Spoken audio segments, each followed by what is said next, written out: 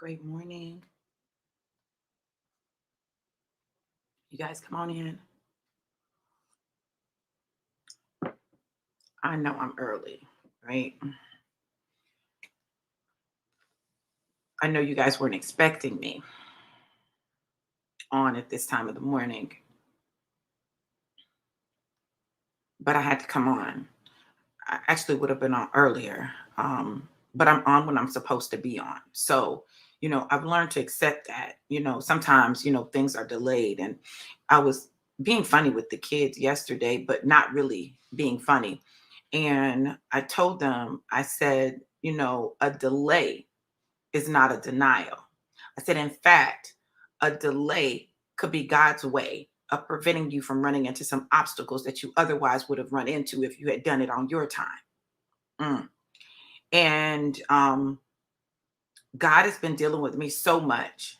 First of all, let me say this. Let me say thank you to those who were on my live last night or listened to my live last night, and you reached out to encourage me, to remind me that I'm not alone, and to just provide your support.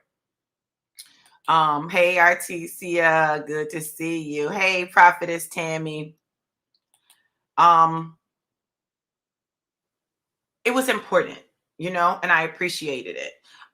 One thing about me is I understand that people don't have to be nice to you. People don't have to do anything for you, period. Right. So when they do, I don't take it lightly. And I don't take it for granted. Like, I know without a doubt that, God has me, and there are people that he has in my life who are there to support me, to encourage me, to hold my arms up when my arms get heavy. And so I'm grateful for that and having that in my life. So this morning, first of all, let me tell y'all this. So I had a dream last night, and the dream was very vivid. Um,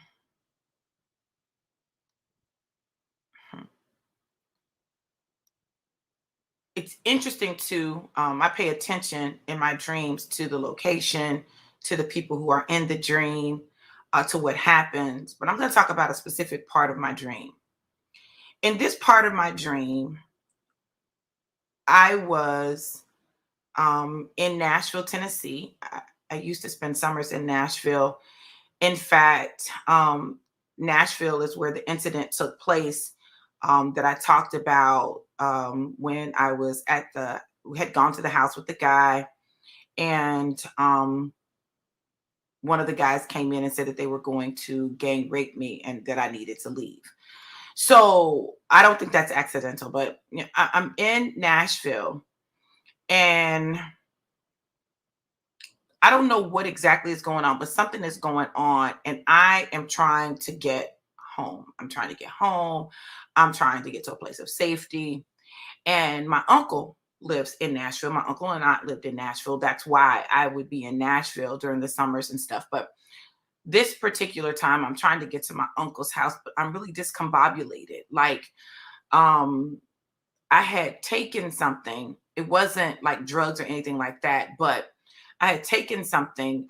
It was something herbal that had me, it didn't go well with my system. And so I'm allergic to mushrooms. So not mushrooms when you eat them, but like I can't do, um, oh my God, what is that mushroom that's in a lot of stuff? It's really good for most people, but it puts me to sleep, like it knocks me out. It starts with a G, and I can't think of it right now, but I can't do some of the cordyceps. I can't do some of them.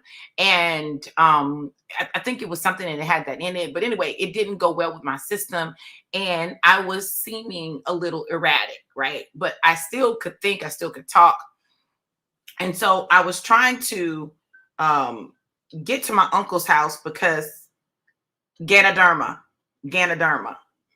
Yeah, Ganoderma, except it's Gano. Ganoderma. Yeah. Thank you so much, Artesia. Um, so I was on my way to my uncle's house, but I couldn't make it. And the car like stopped or something, and I couldn't continue on. So I'd gotten out, and I was trying to get help. And people were not trying to help me. And then they like, it was this place, and they called like security, and I was like, no, I'm just trying to get help. And I'm walking around, and it's like a store or a restaurant or something, but I don't have any shoes on. I'm in my sock feet. I just have socks on it. I don't know why I have socks on. Sometimes when I'm driving, I'll take my shoes off and I'll drive in my socks or barefoot, right? So I don't know, but I just was walking around in socks, and I was like, no, my shoes are in the car. I said, I'm just trying to get help. My car is broken down and I'm trying to get help.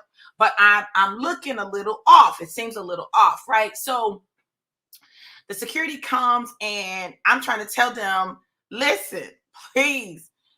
And this happened in another dream. And I think it deals with my not wanting to feel confined, right? Or the loss of agency, right? The loss of the ability to do or to move. But I was telling them, please, I just am trying to get to my uncle's. I'm trying to get, if I can just get to my uncle's house, it's not far. If somebody can just help me. Nobody would help me.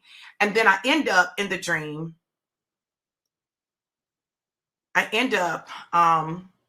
They like are making me go through some kind of program, right? They're making me go through this program.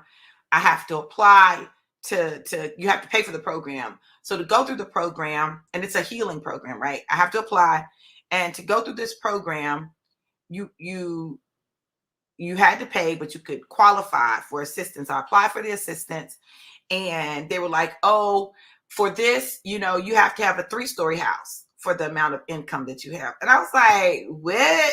You gotta have a 3-story house? I said, well, my house is 2-story.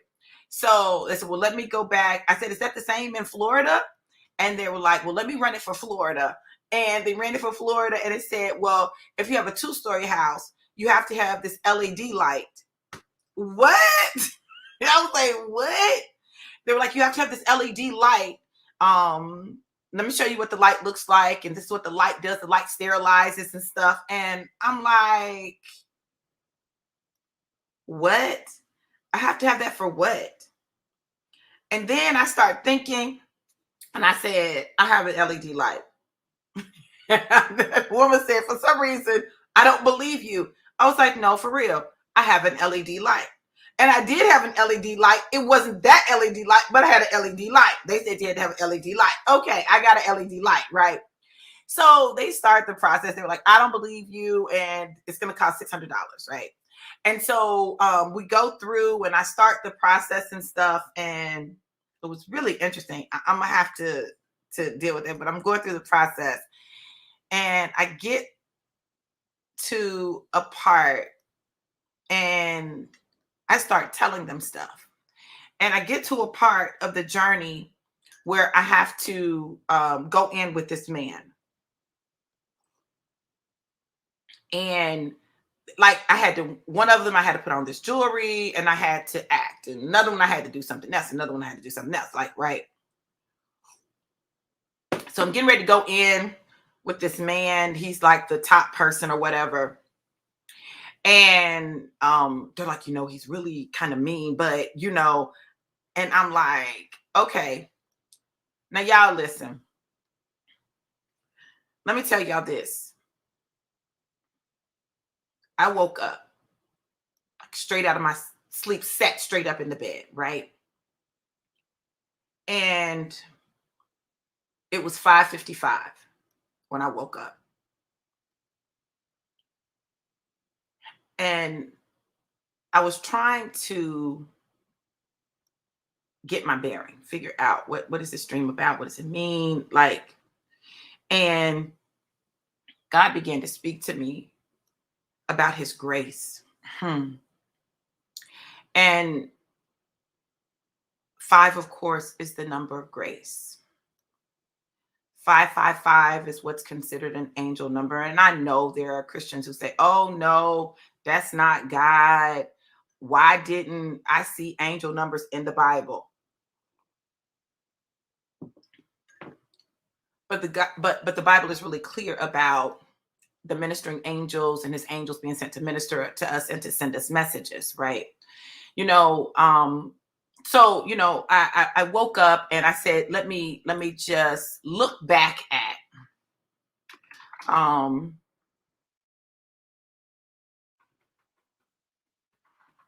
555. Um because I wanted to really understand what was being said. Okay. And I'm going to share this with you, and I'm going to share my screen so that you guys can see. Um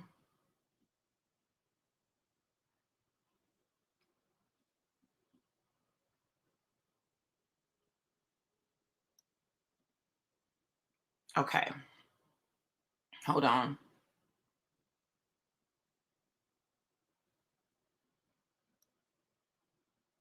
Hold on. Hold on.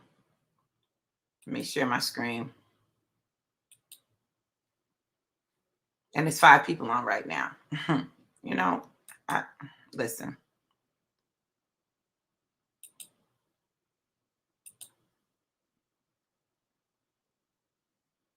So, can you guys see? Let me know that you can see. I want to make sure y'all can see. I'm going to see if I can make it bigger.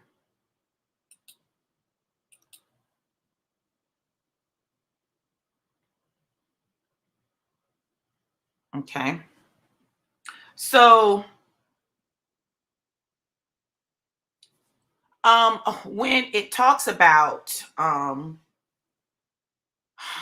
when it talks about numerology and the study of numbers, which is what numerology is, it says, listen, let's look at the meaning of the number 5 in the Bible. Number 5 is one of the most mentioned words in the Bible. It represents God's compassion and grace for humankind. The number 25 is basically 5 times 5. That's grace upon grace. John 1:16. The grace of God is a gift he bestows on all of us. The New Testament speaks only of his unmerited gift, while in the Old Testament, we witness God's laws and the harsh punishment that might result from breaking them. The Pentateuch is what the Jews call Torah, and it basically means 5 books in Greek. The Pentateuch is God's law and teachings comprised of 5 books: Genesis, Exodus, Leviticus, Numbers, Deuteronomy. Deuteronomy is the 5th book of the Bible and the one that speaks only of the laws of God. These were strict rules. The 10 Commandments can be divided in 2 5s, and they still bear meaning. The first 5 speak about the relationship between God and man. The last 5 are dedicated to how people should behave towards their neighbors, towards other people. These rules should guide our path and help us live in harmony with God and our own people. As a result, the number 5 in the Bible also symbolizes equilibrium. This equilibrium is also seen in the creation of all things, including us humans. We have 5 extremities, 5 fingers, 5 senses, but more on this later in the article. John wrote 5 books on the grace of God and the eternal soul. In the Gospel of John, we are told about the miracle of Jesus who had to fed the 5,000 people with only 5 loaves of bread. There are 5 main chapters in the book of Psalms, 5 offerings to Israel provided by God. Moses wrote 5 books. The number 5 indicates God's grace, kindness, and blessing for humankind. So I'm seeing 555. What does it mean? Seeing the number 555 means something is about to change in your life, or you are about to change. What should you do about it? Go for it. Change is neither good nor bad. It is a part of life and you cannot resist it. Everything changes and transforms in the universe, and you have to go with the flow. You can't help it. It's a universal law. This does not mean there's nothing you can do about it. No.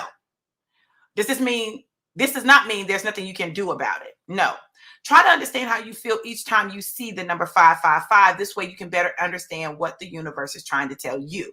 If you feel at peace, then it might mean a change for good will come. If you'll notice anxiety, then it may be a sign that you'll have to face a few challenges in the new future. Overall, 555 is a positive sign. The number 555 is basically 3 number 5s put together. And as you have seen above, 5 is the symbol of kindness, grace, and God's salvation. So overall, 555 is the sign that the universe is listening to you and sending you a message to prepare for change. Now, what is the meaning of 555 in numerology? There is an ancient connection. Hold on.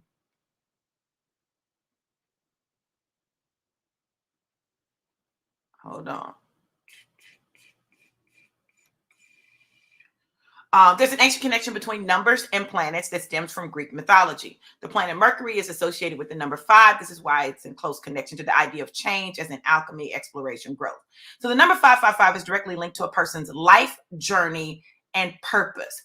All our journeys have changes of direction, transitions as we go from children to adults, from friends to lovers, from child to mother, from student to teacher, from mother to grandmother, and so on. These transitions are never easy. They always bring about a certain kind of discomfort, turmoil, disturbance to our life. Growth is not always a smooth process. So yes, the number 555 is a sign of change, and this change might bring some sort of chaos in our lives, but it also brings growth. The biblical meaning of 555, as we've already discussed, the number five is present in the Bible in association with Moses and his direct relationship with God and the Israelites. In Deuteronomy, the fifth book of the Bible, we see Moses take center stage. He is the mediator, the intermediary between God and the Israelites. He is the driving force that changes the life of the Israelites in relation to God. Moses creates God's tabernacle in the wilderness. As instructed by God himself, the tabernacle has 5 curtains, 5 pillars, and 5 sockets. 555. It should also have an altar made of 5 cubit wide and 5 cubit long wood, 5 by 5.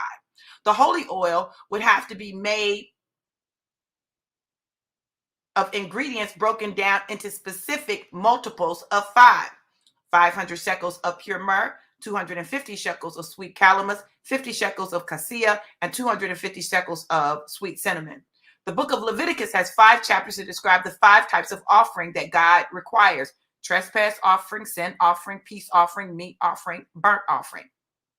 The number 555 also represents God's generosity and mercy, as we see Jesus turn 5 loaves into enough bread to feed 5,000 people. The name Jesus has 5 letters. He has received 5 wounds on the cross. The 555 is also a whole number. It speaks about the unity of creation. We have 5 fingers on the hand, 5 toes to our feet, and experience the world around us through our 5 senses: sight, hearing, touch, smell, taste. 555. Moreover, we have 5 extremities to our bodies: 2 hands, 2 legs, 1 head. Imagine the human body with the arms and legs spread wide in a circle. It forms a pentagon. In the overall, the biblical meaning of 555 refers to the grace of God blessing us in the form of Jesus Christ, who died for the sins of men, and it also symbolizes the divine transformation of man. I'm going to stop right there because I want to talk for a minute. Listen, when we see the my God, when we see or think of that 5, that spread out human being, I want to deal with this because I was talking to some people the other day about how the enemy's greatest trick is to take the things of God and pervert them so that the people of God won't use them. The enemy's greatest trick is to take the things of God and pervert them so the children of God will not use them, so that they will miss the blessing of them, right? And other people will use it and benefit from it without giving credit to the one who was the creator, or worshiping the creator. They'll worship the created thing, but not necessarily worship the creator. So when I read this, and when I know what God has spoken to me about numbers and how he speaks to me, yes, Prophetess Tammy, listen, the greatest mathematician, he speaks to me through numbers all the time. I'm telling you, like, numbers are so key, right? Yes, listen, see, this is important. This is important. As we are in the last days, God is in a season of reclamation. It's a season of reclamation where he is calling his children to reclaim the things he gave to us, but that the enemy has perverted and taken. And so now we run from it because we don't understand that this was God's, ours, belonged to us before the enemy had any authority, right? He is an imposter. He is a perpetrator. So We've allowed him to rob us of the things that God gave us for to accomplish the thing that is our assignment, which is fulfilling a purpose in the earth realm and becoming more like him. It's reclamation time. It's reclamation. It's time for us to why do you think it is that in satanic worship they take what was the Star of David and pervert it? Why do you think that is? Listen, it is the enemy's greatest trick, and the one that we as the church fall for the most. Why? Many times we don't have a personal relationship with God. So God is not talking to us. We hear God through the preacher, the prophet, the teacher, the apostle, the evangelist, but we don't hear God for ourselves. And the reality is, much of what we have learned and much of what we know as it relates to religion has simply been passed down. You've got to remember that in slavery, they destroyed our religion, gave us their religion, a perverted version of the religion because we couldn't read. Therefore, the people just was repeating what they heard the master say. Yes, listen, prophetess, we need all our tools in the toolbox in order to win this war, right? Because this war is one that is bigger than what we see. It's greater than what we know. And so God is restoring. See, this is why the internet is so important. It used to be that you could only access certain knowledge when you had access to the physical document, the physical scrolls, etc., etc. But now, because of technology, God has used the internet as a great equalizer and connector. Why? It is time for us to reclaim what is ours, okay? So how do we do that? We've got to be able to connect with people in a variety of places because different people have different pieces of the knowledge. Yes. Yes, Jacob. So because different people have different pieces of the knowledge, but many times what these people do is they take their piece and they say their piece is it. That's it. It's the only piece. And if you don't do it like this, then you're in error. Then you're wrong. Listen, it's just like with ministry. Different people have different ministerial assignments, right? Some people, like when you look at the prophets, even when you look at the prophets, some prophets were prophets who were prophets of like they were like, you're sinning and you need to do this and da da da da da da da. Some prophets were prophets that brought messages of what was to come. Like the different prophets had different roles. Prophetess Tammy can tell you all about it, right? The different prophets had different roles, right? But this is the reality.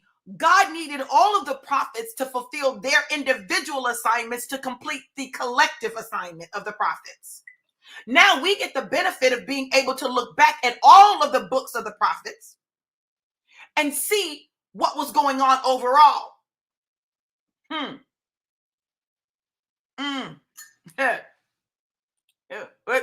What you say, prophetess? What you say?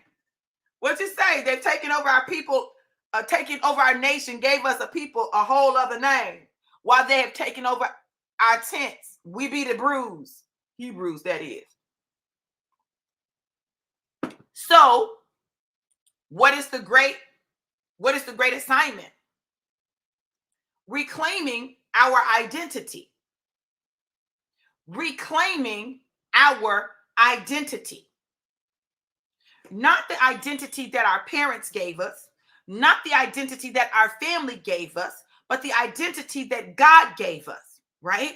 When you understand that, you move a little differently. You see, I'm not confused about what's going on right now in my life. See, this is my 55th year. This is my 55th year. Okay? my 55th trip around the sun. There is so much significance to this year because this is the time when I make major transitions in my life, but those transitions are contingent upon, let me say, healthy, successful transition is contingent upon me knowing who I am and understanding who I am and understanding my assignment and healing from wounds. Why?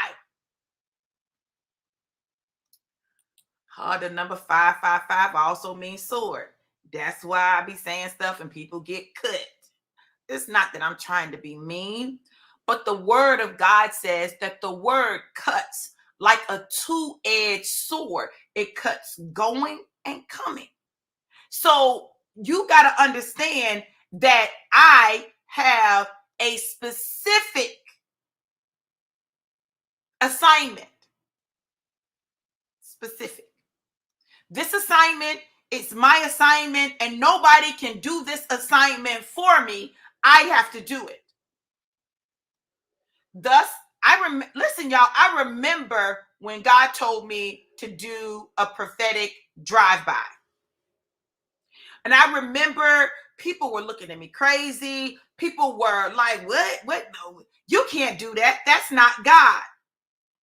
My baby calling me. You can't do that. That's not God. But I know I heard God. He said, I want you to go live and I want you to prophesy to my people. People say, well, you can't just do prophecy on demand. Listen, when I tell you, I don't ask to see what I see. I can see a name. I can see a picture, and God will give me. He'll just give it to me. Now, what I try to do is stay out of the way and let him speak. Okay. So that it's not me, it's him. But what he has done, to cut through religion, because that's what it is. Listen, I'm telling you, all religion, all of it, because even this is why God has allowed me to be a part of different religions and study different religions and be a part of different denominations and stuff, because I see stuff and I'm like, this is right, but this is off, right? And it's like God allowed me to go through everything that I went through for me to get to a place where I was no longer relying on religion for my structure and my order. Because let's be honest, for many people, religion provides them structure to a chaotic life. And so they get rigid with rules because they don't trust themselves without rigid rules, right? So I remember a time when I needed like a lot of structure because my life felt chaotic. My life felt like it was going all over the place. And I found myself in a Seventh-day Adventist church. How did I find myself there? I started studying with this woman. She'd come by the house, wanted to pray. Okay, I'm all for praying and studying, right? And so as we began to study, I could not deny that the Sabbath is Friday sundown to Saturday sundown. That is absolutely correct. For those people who worship on Sunday, I ain't trying to mess your Sabbath up, but the true Sabbath, the Sabbath that God established, is Friday sundown to Saturday sundown. That's the true Sabbath. Now, that's the Sabbath. But, that messes us up because guess what? We do all our fun stuff on Saturday. And Sunday, we rest right before we go back to work, right? So I'm just telling you, that's the truth, right? So as I began to study, I also discovered, hold on, let me sip on this.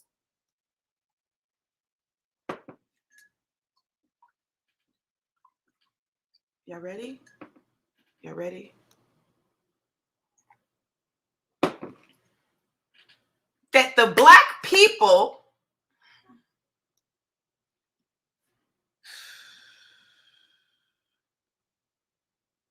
are the true Hebrews. Well, darn, that messes some stuff up. All them pictures of the white Jesus that we got in our homes, Jesus, Martin Luther King, and John F. Kennedy. They all go together. So as I began to discover stuff, I was like, well, wait a minute. And you'll notice that when it comes to countries mentioned by name in the Bible, a preponderance of them are in Africa. And if you notice, the oldest human remains were found in Africa. And even on Newsweek's cover, they established that Black people, African people, are the original humanity. I'm just saying.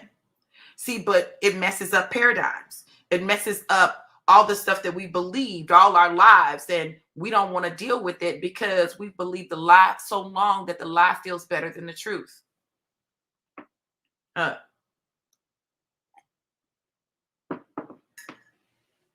It's not an accident that God told the wise men to follow a star. And now we're scared of stars. What the?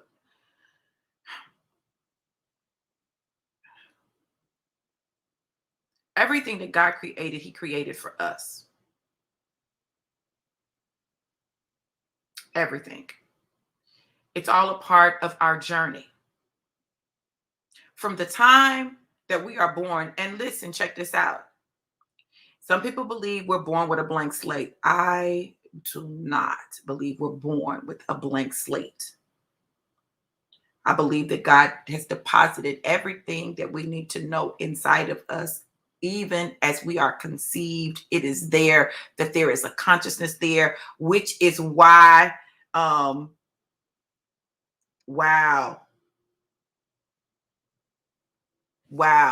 which is why why these babies come out like they do, which is why we see them looking up and smiling and laughing like they're playing with somebody, talking to somebody, because they are.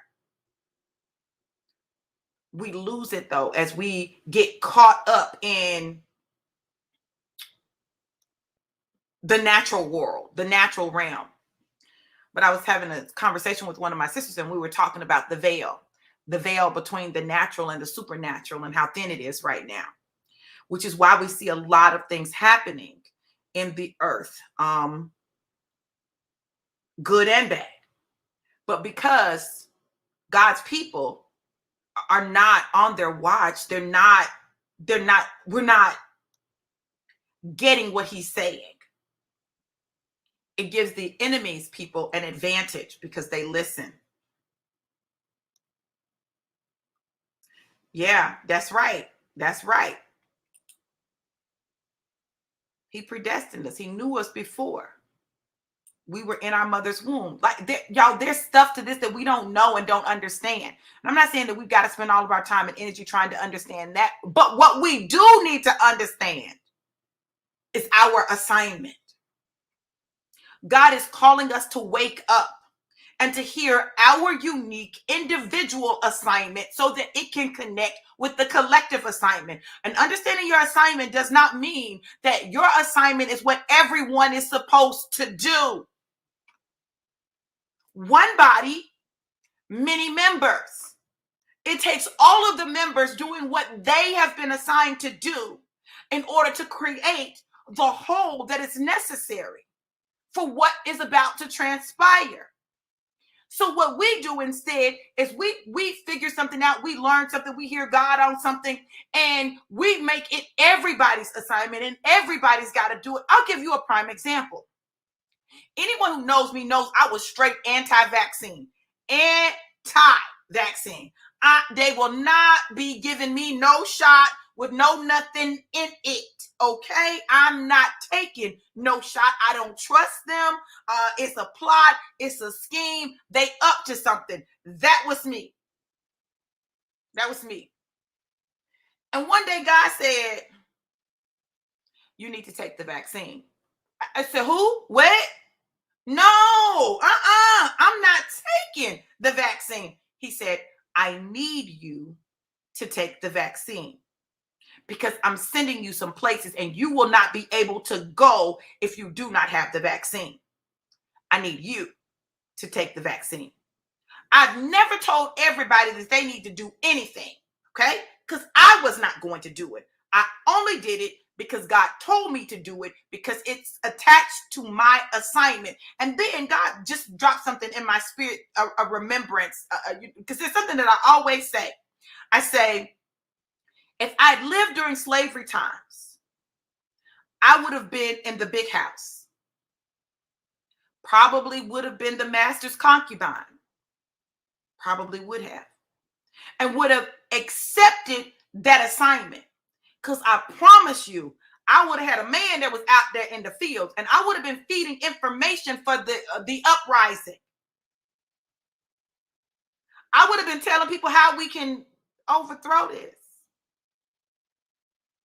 But I would have been in the big house, sleeping with the master.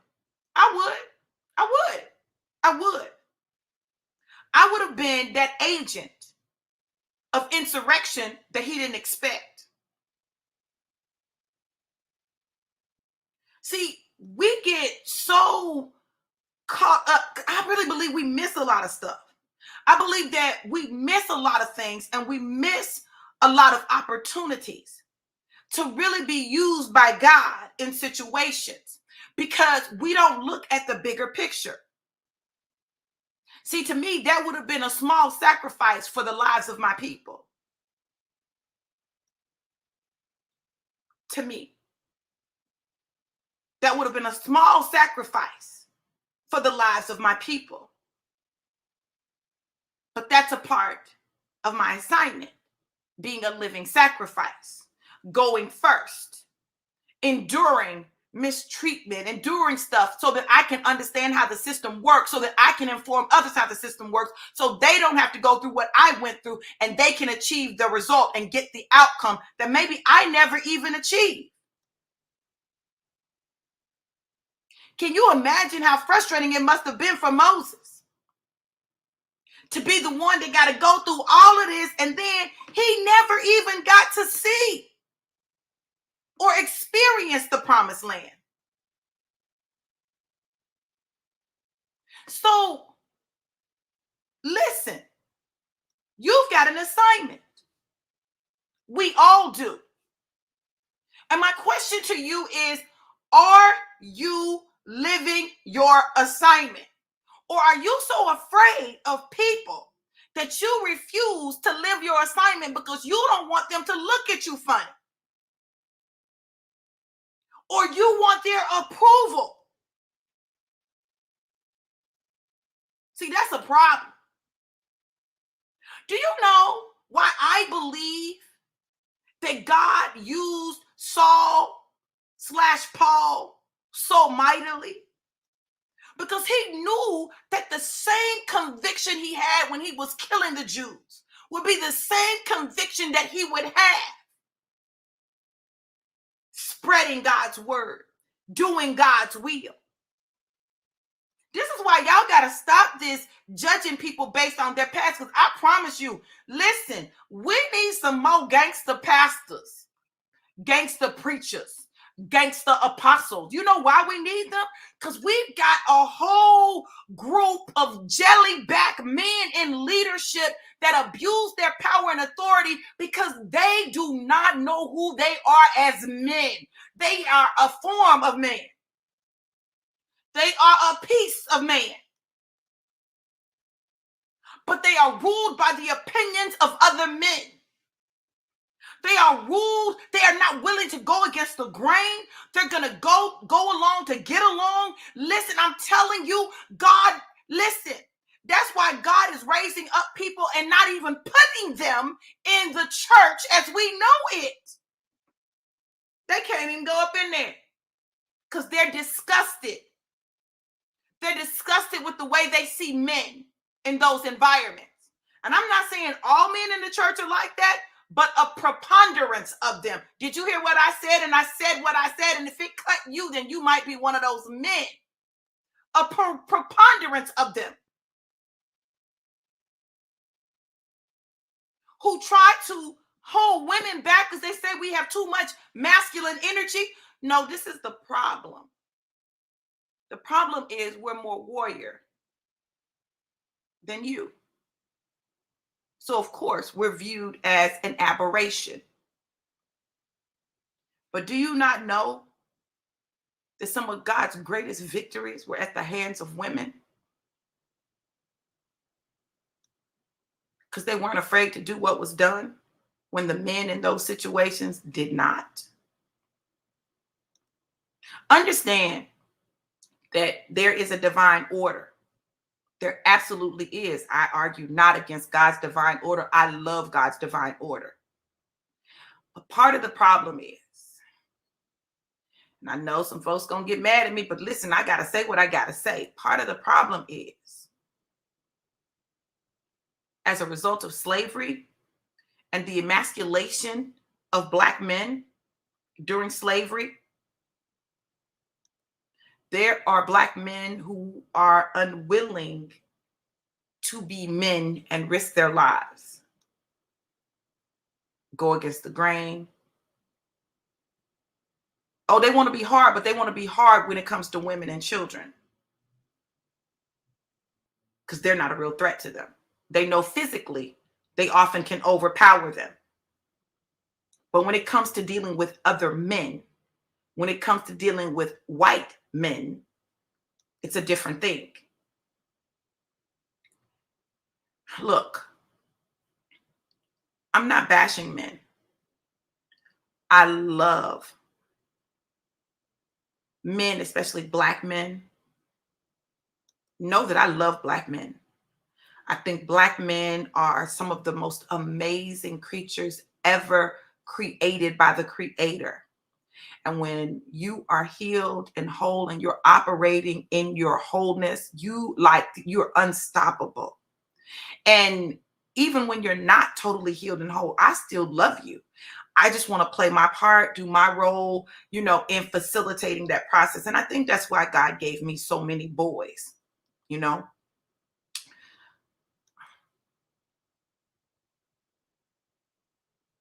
It's time, brothers, for y'all to step up. Sisters, it's time to allow them, give them the space to step up. I mean, without having to fight us. You understand? Without having to fight us. Listen, I remember I was teaching at a seminary. Imagine that. I was teaching at a seminary, and a lot of them didn't know I was an ordained minister, right? Because it was a Baptist seminary, so they didn't believe in women pastors and stuff and all that. And I remember my class was different. My class was different. I taught speech. I taught them how to tap into the Spirit, allow the Spirit to add to their study. So they would be taking hermeneutics where they were told to write it out. And they come in my class, don't write all that out. I don't want an outline. Okay? Because if the Spirit moves differently, I need you to be able to move differently, right? So I remember we would pray. We would pray. And we would create a circle, and, different people would pray. And I remember one time in that circle, I told them, I said, listen, regardless of what you believe, as women, it's not that we necessarily want to occupy that space. I didn't want to be called to pastor, but I know I am. I didn't want to preach, but I know I must. I didn't want it, but because so many men were not handling their obligations to God, their responsibilities to God the way He needed them to, He had to raise women up who would do it, who would say what needed to be said, who would do what needed to be done. We weren't created to carry that weight, but we've had to carry it.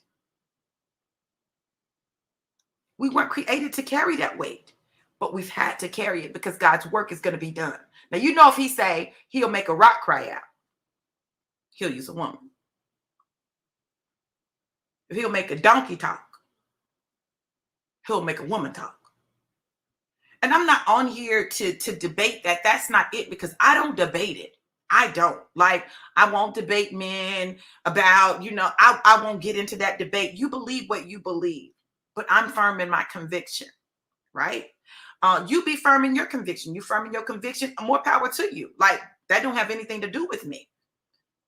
But I need us to understand that God, in this period of reclamation, needs everybody to reclaim their role, their spot, their assignment. So I'm working to reclaim my spot, my ability to be a woman, my ability to be feminine, which I'm always feminine, but I got some gangster in me. Now, don't get it twisted, but it's feminine gangster, okay? But to be protected. Because sometimes as Black women, people don't think we need protection. They don't think that we need help. They don't think that we need anything, because we can do it. And we've at times contributed to that by saying, I don't need a man. I don't need a man to do nothing for me. I don't need a man. But listen, I need a man. Listen, I'm just going to tell y'all now. I need a man in my life. I need men in my life, but I need a man. That's my man, right? But I need men in my life because there are assignments that I have where I can't do that by myself. Like, I need a man. My boys, listen, I need them. And I make sure they know that I need them. So if it's something heavy that needs to be lifted, them boys is not going to tell me, Mama, get that. What? Listen, you want to be the head of a house? You want to lead? This is your time to start preparing and getting the skills necessary to lead, because a leader solves problems. You want to be the head without the responsibilities? No, it don't work like that. It don't work like that. God is calling us to reclaim our God-given identity. He didn't change his mind about who we are. We forgot who we were. We allowed other people and the trauma of our ancestors to affect our ability to tap into who we are. We have power not just in the natural, but in the supernatural. But we don't know that. We limit it to right here. We limit it to some prayers. We got more power than that. That's why Jesus was able to say 5 loaves and 2 fish and feed 5,000 people. I know some people say that that's not real. It didn't really happen. Whatever you believe.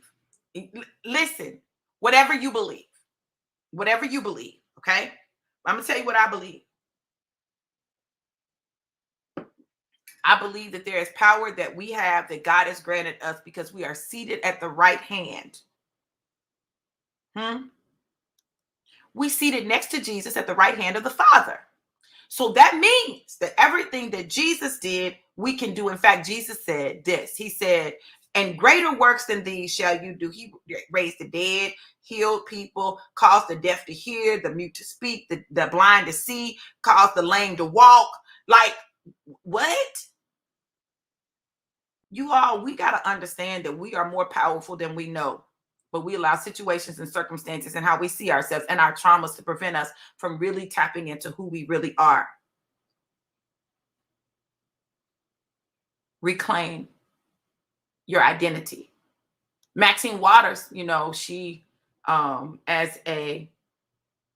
think she's a senator, a state senator, not a state senator, but you know what I'm saying, a national senator at the Capitol, reclaimed her time. I'm telling you, it's time to reclaim your identity. Reclaim your identity. Reclaim your identity.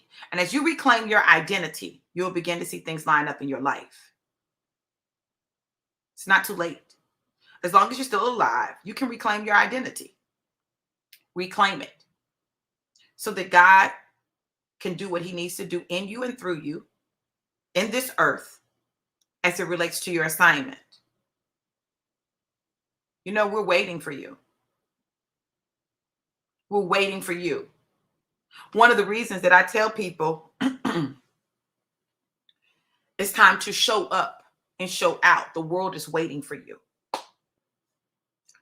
It's because many people don't believe that they have value, or they don't think that what they've experienced matters, or, oh, it's not a big deal. And listen, you don't have to have had a lot of trauma in your life or trauma at all in your life, although everybody's had some type of trauma. You might not call it trauma, but something's happened in your life that affected you.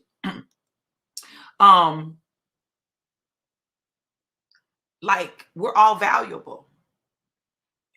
At my pastoral celebration that they did the other day, Festus, my amazing brother in Nigeria, began to sing I Need You to Survive.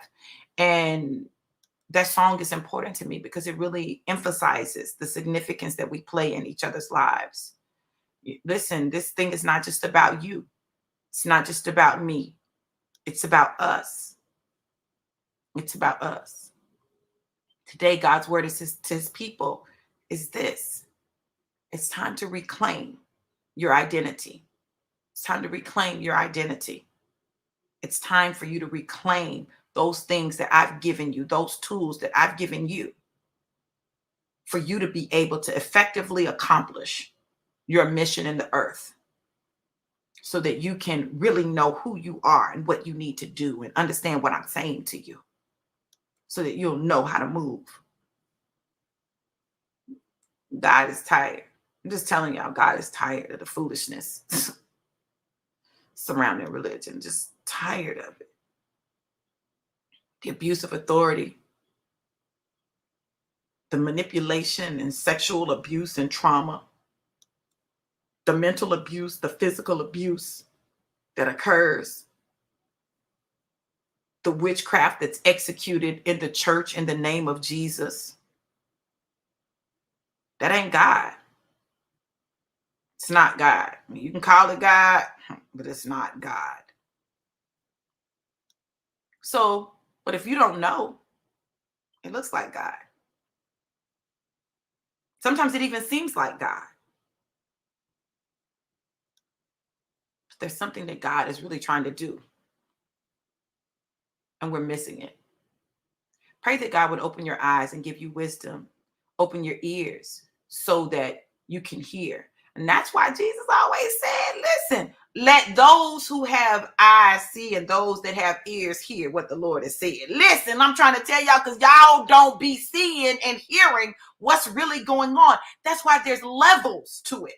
Listen, people, you want to know why people read the word and two people can read the same word and get different things? It's not always that one of them is wrong. Sometimes one of them is seeing it at a deeper level. I'm telling you, I can read the same scripture and it's like things are revealed to me. That's what God says. These mysteries are hidden. They're hidden mysteries that are waiting to be revealed. They can't be revealed when you don't know who you are, because you will not know what to do with it and you will not be able to handle it.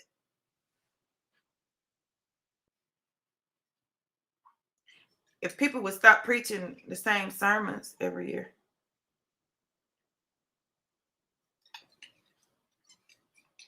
over and over, from a database of sermons,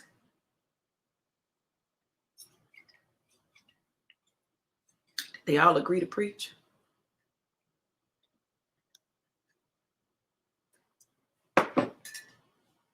Stop taking sermons offline that other people have done and claiming them as your own revelation.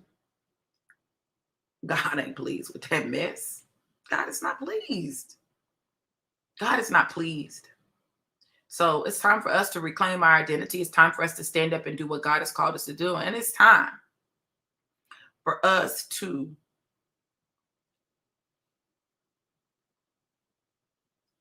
call the shenanigans shenanigans.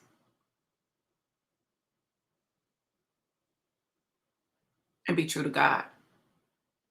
Listen, today, the question I have for you is, what is your assignment and are you fulfilling it? And if you're not, why aren't you? Why aren't you? Because people are waiting on you. Hmm. Y'all, that's it. That's what he said. So he's done. I'm done. May his word bless you. May it minister to your heart. May it open up your mind. And may you begin to listen to God for yourself so that you know that you know, that you know that you know that you heard from him. I love you guys to life and life more abundant. Have an amazing and incredible day. Be blessed. Mwah.